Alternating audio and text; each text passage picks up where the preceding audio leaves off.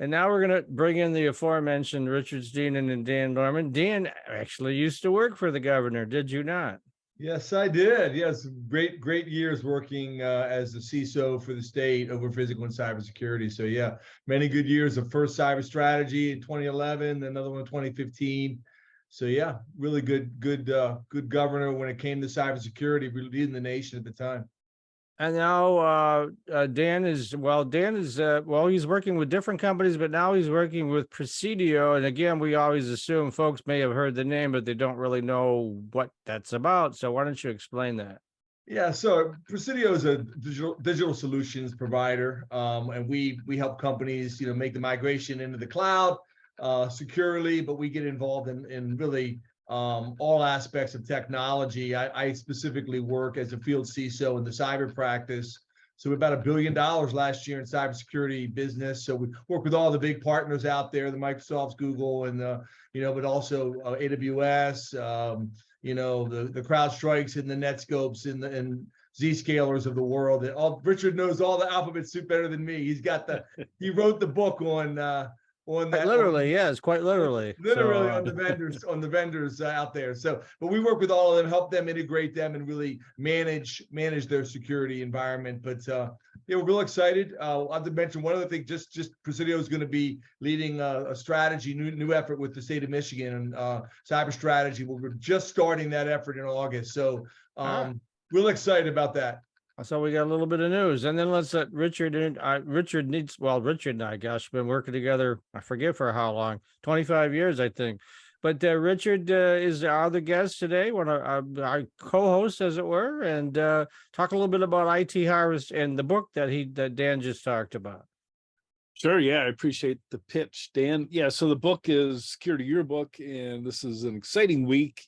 Next week will be, because the 4th edition of it is publishing on the 31st. So just in time to ship books to Black Hat. So I'll be doing a book launch there. But in the meantime, anybody who pre-orders the book will get a signed copy as soon as it ships on the 31st. And IT Harvest is an industry analyst firm. You probably know about Gartner and Forrester. So I'm former Gartner. And I was going to say, you worked for Gartner, I remember. Yeah. So, yeah. Yes. So I was VP of research there. I was the second person to cover cybersecurity. Now they have 54 analysts covering just that space. Wow. I attempt to do everything they do and more all on my own. And, so former analysts kind of reinventing how this works, right? Because if you go to an industry analyst firm, you pay them a lot of money and you get access to their PDF reports as they write them. And you get access to the analysts if you can schedule time 3 months out to get a hold of them. Whereas I'm providing all the data I use. And I like to say, you can do your own damn research. You don't have to wait for somebody else's opinion to figure out, who's leading, who's growing the fastest, who's got the most funding, etc. Just use our platform because all the data is right there. I believe you did. I just saw a note go by. You've updated your dashboard for your IT Harvest. Is that correct? Yeah, that's exactly true. We update it, every week with new features. My developer owns the dashboard, and I don't try and slow him down or say, wait, let's think about this. I just let him just try stuff. And because it's written in no code, he can just do that so fast. So we'll get off of a call with a prospect who says, oh, we really need XYZ. The next day he's got XYZ built into the platform. It's fun to watch. Okay. All right. One of the things that I got a note from Dan, and I always ask you guys what you want to talk about, because I've got so many things going on. I can't keep up with the cybersecurity as much as I'd like. But one of the things that was mentioned by Dan was White House Cyber Strategy Implementation Plan. Take it away, Dan. Yeah, I just want to mention is a big announcement last week, and back in March, the government, federal government, and White House, led by Biden administration, were working, of course, with CISA and different three-letter agencies, but also really across the federal government, came out with another cyber strategy, which was, really a long time in coming. People have been looking forward to that with the Biden administration. It's the national strategy, not just the federal government strategy. So really thinking about that. But what's different and unique about this, and we can dive into some of the details for a few minutes, but is most governments don't, especially the federal government, they don't often publish their implementation plan. So strategies tend to be pretty high level. They tend to have goals, tend to have some deliverables, but don't really say how are we going to get there. And this one really, what was promised back in March and now delivered in July here is an implementation plan. So a lot of different aspects to this. I wrote a blog about it in Government Technology Magazine, what's in the plan and what's being done. But just to back up a few minutes, and we can let Richard respond and maybe dive into some more of the details. But the original strategy that came out had two main goals. And the first one was ensuring that the biggest, most capable, and best positioned entities in the public and private sectors assume a greater share of the burden for mitigating cyber risk. So basically saying the small guys, the small businesses, the small governments really are outmatched, they're outgunned. So really positioning that. And then the second one, increasing incentives to favor long-term investments into cybersecurity. So those were the two broad goals that were laid out back in March.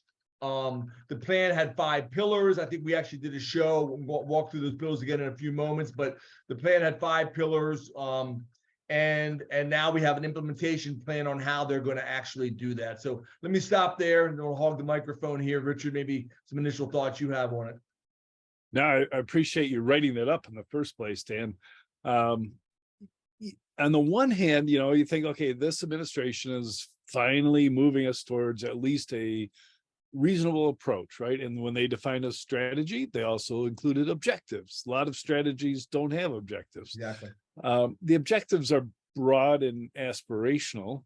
It's not like we're going to land a man on the moon before the end of the decade. That was really concrete.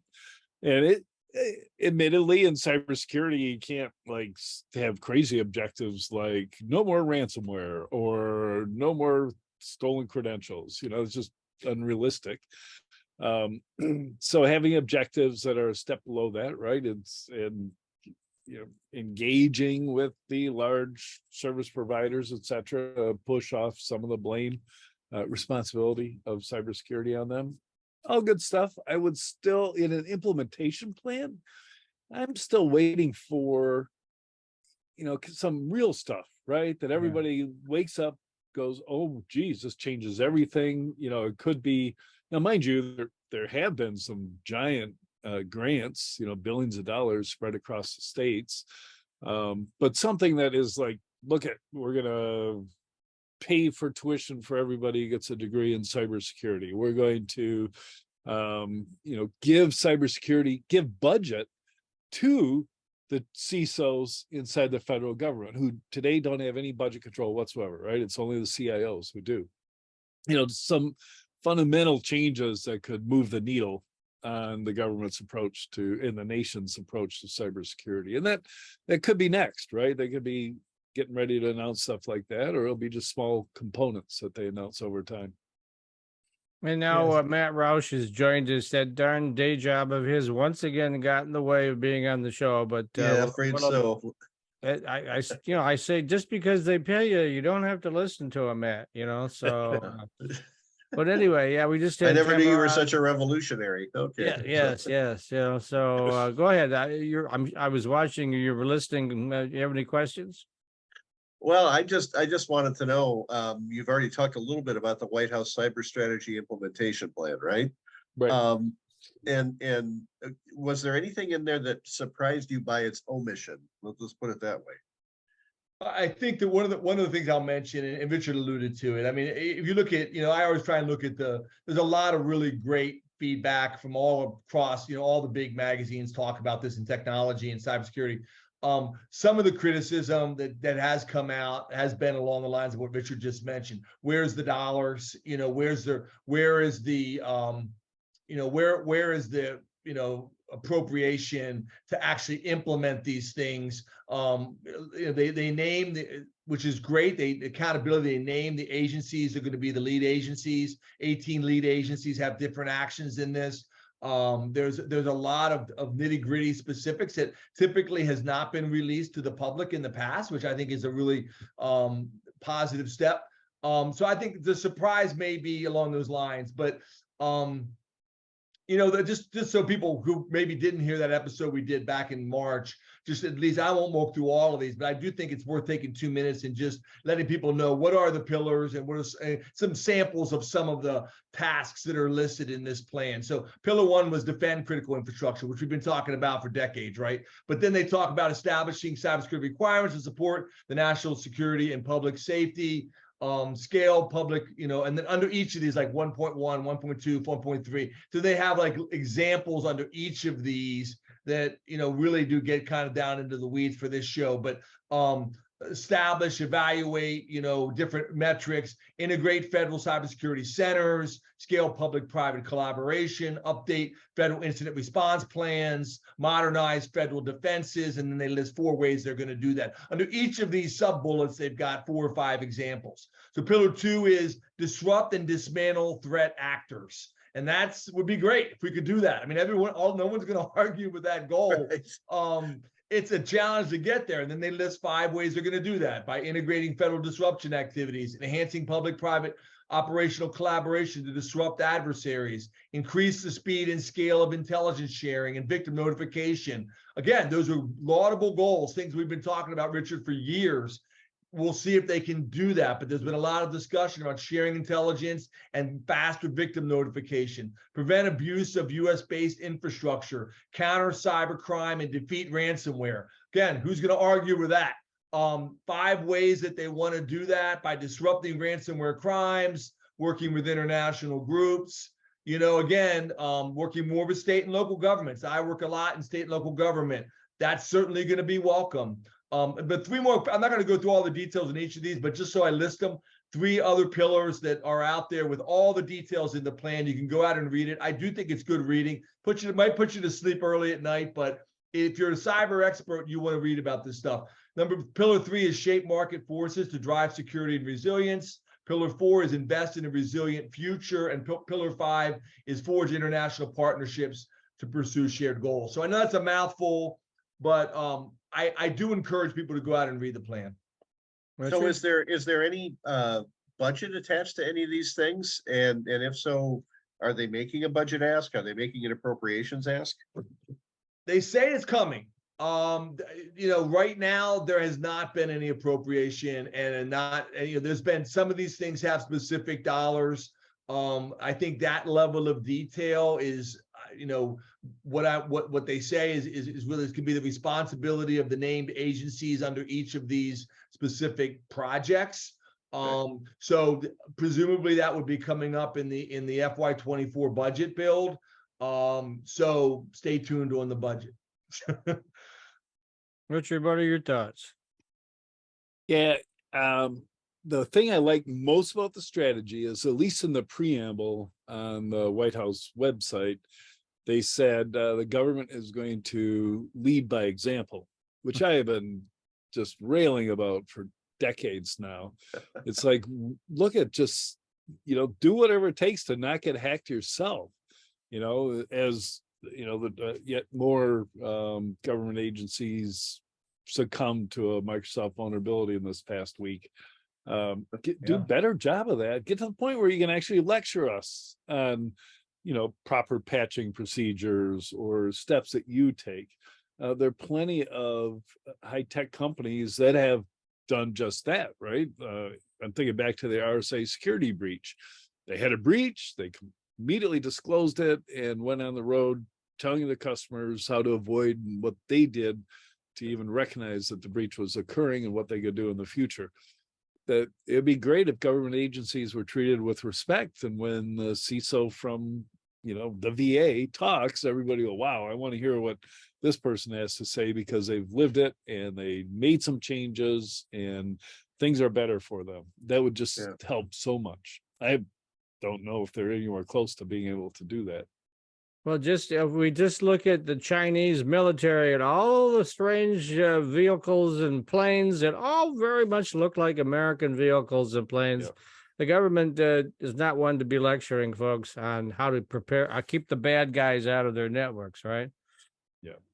I mean, I agree. I don't want to just criticize. I do agree with Richard in his comments. I think it is interesting. In fact, literally last night I was over my brother-in-law's house. He's showing me Wall Street Journal article about this latest hack, which Richard alluded to, from the Chinese, where they got into the email of a lot of senior government administrators. It was all over the news. Sadly, it came out about the same time as this plan rolled out last Thursday, and talking about senior, the agency directors getting their email hacked from the Chinese.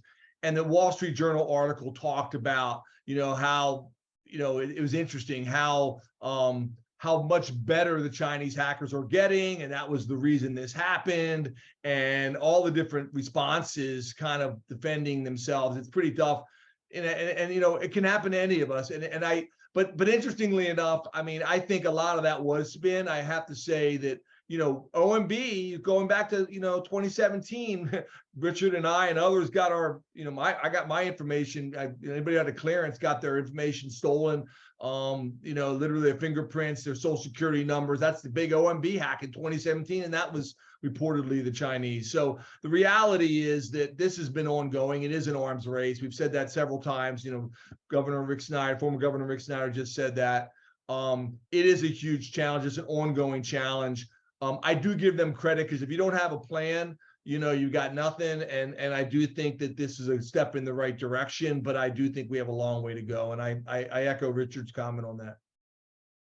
Matt? Well, speaking of the former governor and Congress and all that sort of thing, it's almost impossible these days to find an issue that does not devolve into partisanship. And I mean, we can't even get a military budget passed without a bunch of culture war stuff in it. What do you think the prospects are for this being a truly bipartisan ask and response? I think it's great, right? Because unless you bring in the Russia side, which for some reason the Republicans have switched since Reagan on their affiliations, but otherwise, cybersecurity is something everybody can get behind. I've been talking to at least the staffers for Republican Congress people, and they're all about it, right? They know it means local jobs. They know the schools need to do it. They know their states need to do something. So I think it's a great opportunity. And I agree 100%. It's what I often say, being many, many years in Michigan government, but also the federal, three other agencies. It's one of the few left areas, few areas that are remaining that is bipartisan. No one really wants to get hacked. Neither the Democrats or the Republicans or the Independents. Everyone realizes that this is a huge challenge. That and just watching this morning, CNBC and Bloomberg and everything talking about our relationship with China and our relationship with and the challenge that is, and with India and with these other Asian countries. And how big of a challenge that is, trying, on the one hand, you're getting intellectual property stolen, you're getting different challenges that are happening. And yet, we have all this trade, we have these issues with Taiwan, so it is a political issue out there, in a sense that it affects the Chinese conversation, if you will. At the same time, I think I agree with Richard. Republicans and Democrats both support defending the secrets of our nation, defending our intellectual property, defending cyberspace and cybersecurity overall. So this is a bipartisan issue. Let me go ahead. No, you go ahead, Mike. I was going to just switch gears a little bit, because Richard brought something up that I just looked at before the show started. Hudson Rock Company, an Israeli outfit, cybersecurity outfit, has apparently infected its own computers. How did that work out, Richard? Explain that to me. All right. Yeah. First, slight correction. Hudson Rock is a security research company that monitors these. So there's a whole ecosystem of threat actors. And speaking of things the federal government has been doing to disrupt them, is they've been taking down their exchanges where they buy and sell compromised credentials and compromised servers and companies. They've been taking them down, but as soon as they take them down, somebody else crops up, takes them over. And Hudson Rock is my go-to source for monitoring those. So here they are. They're, like a lot of threat intelligence companies, they gather leaked data sets of credentials. So somebody, after a ransomware attack, they might say, okay, here's all the emails and passwords of everybody. Hudson Rock collects those, as do the threat actors. The threat actors mine through them and see if any of those credentials will give them access to a corporate email server or Active Directory server or file server, whatever. Once they have those, then they sell them. They sell access to it, right? We're going to give you the credentials and you will own, delta.com if you have this. And it's only like $50. It's ridiculous how cheap this access is sold. And they use info stealers, they call it. So that's basically a Trojan horse that scrapes that stuff once it's infected a computer. And one of the threat actors who worked for this big online exchange infected his own computer with his info stealer. So when Hudson Rock got access to the credentials, they see that, wow, this person's got credentials for 50 different companies. And sure enough, they had all of his ability to he likes to hack into Citrix servers, so they could see everything he's ever done and found his identity. So it's kind of a shooting themselves in the foot kind of situation. Or some other place, sure. And so where was this person located? Do we know? Or nope, we don't know. I would, it's pretty easy to guess Eastern Europe, but we don't know. So is Hudson Rock going to make more information available, or are they they'll treating this keep, as a competitive advantage right now? Oh no, they'll keep publishing on this. I think they do a great job of that. They're practically every day, the founders on LinkedIn talking about some great stuff, and of course in an effort to sell their service. Of course, yes. I love the line from the article you sent over, Richard. I'll just read this to everybody. This is not the first time we've identified hackers who accidentally got compromised by info stealers. We expect to see more as the info stealer infections grow exponentially. Hudson Rock will forward the data to relevant law enforcement agencies. So trying to be a good citizen, I think, but interesting that, it's a really amazing story. Yeah. You often wonder about, and I'll push back on startups when they come to me and their business model is to stop, a certain type of threat actor like Hudson Rock's, right? So if they're successful in turning over threat actors to agencies that eventually shut them down, they would put themselves out of the business. I don't need their service if the threat actors go home. So it's always fun to get them to walk that line. Yeah, we're going to use public policy and education to solve a problem, but we don't believe that'll ever work because you're still going to need to buy our product. Right. Well, it's measure, countermeasure, countermeasure.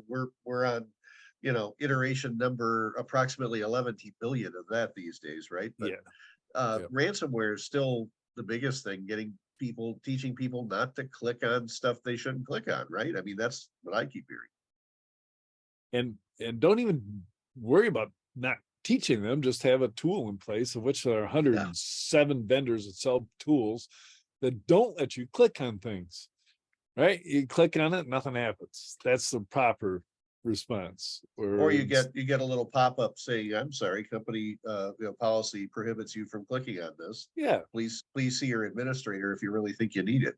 Right. Or if there's some really cool browser isolation tools that basically, when you're looking at your browser, all you're seeing is a real-time video of a browser. So even if you click on something, it can't infect your computer, because that's a neat idea. You see what it does. There's one called Garrison that is actually hardware based, and you open up the box and it's this big row of HDMI chips and then a HDMI cable between them and another row of HDMI chips. The outside one connects to the website, the inside one connects to your web browser, and the only thing that passes between the two sides is video. So there's no way to execute or inject code across that thing.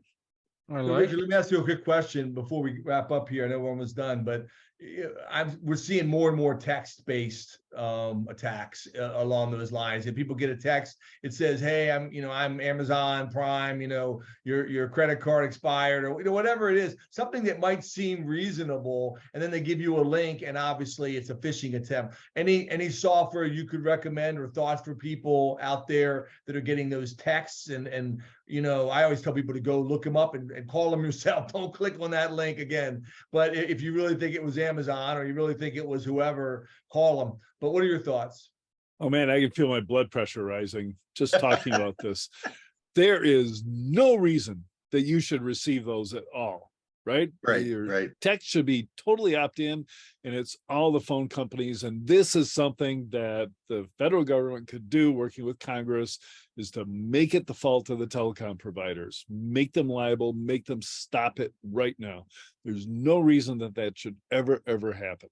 Now, mind you, law enforcement loves that because that's how they install, phishing or spyware on your phones, right? Is they got to get you to click on something. Now, presumably they don't do that in the United States, but they do that all around the rest of the world. That's how they infect their targets of investigation.